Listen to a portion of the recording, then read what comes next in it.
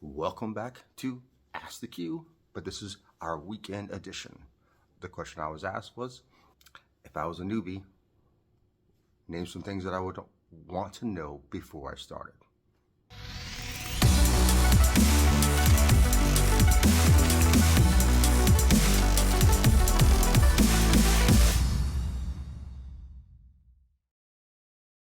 All right, team. The first thing I would know is if I was a newbie, I would know and understand the laws associated with my parish, county, city, that pertain to landlords and tenants. Now, if you're doing like upgrades in between tenants and stuff like that, I would also understand code. All those combined, Landlord-Tenant Act plus code. If you don't know all of those can give you a pretty significant headache on the back end when you're trying to unfuck yourself from either the magistrate or the judge or whomever's on your ass on the back end. If you understand tenants, landlords, codes, that would help you out exponentially on your journey in each and every county, parish, state, etc. that you're investing in. Number 2, track every penny. What do I mean by that? Track every penny. Honestly, if you spend 10 cents on a freaking nail, then you spent 10 cents on a nail, and you need to track that. That's the bottom line. Track every penny. If you're not tracking every penny, you are no longer in a business, you are in a hobby. And the IRS will ding you for that. Track every penny and have a system to track every penny. Number 3, it would be hire your Big Four. Now, what the hell is your Big Four? Your Big Four is your CPA, is your contractor, is your PM, and your lawyer. If you don't have those 4 in your pocket at all times, you could be on a potential liability, or you can set yourself up to be a potential liability. I've talked about PMs on a previous video. I'll throw that card up in a second, but no.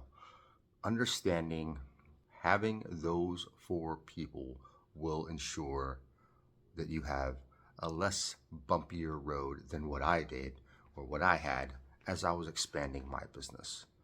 I now have all those 4 people in my business, and they are all on retainer in one way, shape, or form. So number 4, understand capital expenses. And what do I mean by capital expenses? Because people don't really explain it very well. Capital expenses are expenses like roof, like an AC, new windows, etc. If you're not saving for those, i.e. carpet replacement every turnover, or LVP from carpet, if you're not saving for those every month, then stand by, because that's going to bite you in the ass. And if you don't understand that, it's one of the things that I didn't quite understand, and now I understand fully. If you didn't understand that, or if you don't understand that and you're trying to be an investor, CapEx is about 10%. So pull out and put to the side about 10% of your rent. You put about 10% of your actual rent per month. It will help you in the long run. Finally, people ask me, hey, should I throw my properties all in an LLC? And I ask them this question back. Why LLC and not an umbrella policy? Or put everything under umbrella policy? Because if you do a quick claim, as in go to the courthouse, sign it over to your LLC, there's a potential for a due on sale clause. Never get yourself in any hot water or potential hot water with that. There are other people who say, hey, the banks just want to be paid. I understand that. I absolutely understand that. But this is not legal advice, and I am not putting anybody in hot water. So My alternative to an LLC is an umbrella policy.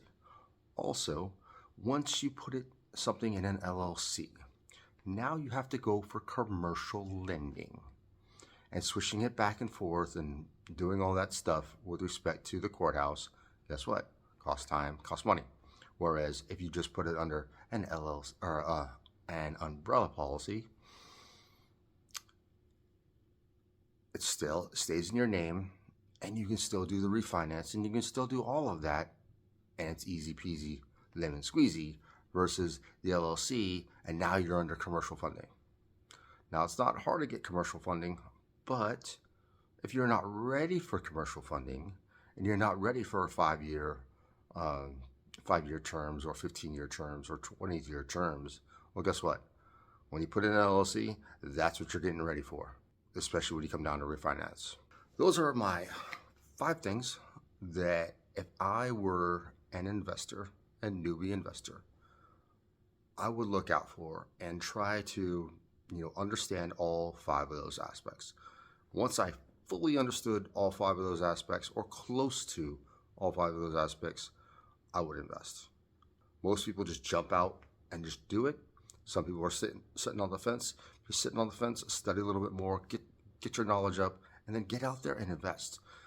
Even though we are in, what they call lean times with respect to investing, it's still a good time to invest if you can invest. And if you hit that 1% rule, even better. If you want to talk about 1% rule, we could talk about 1% rule later. All right, this is JQ. I'm out.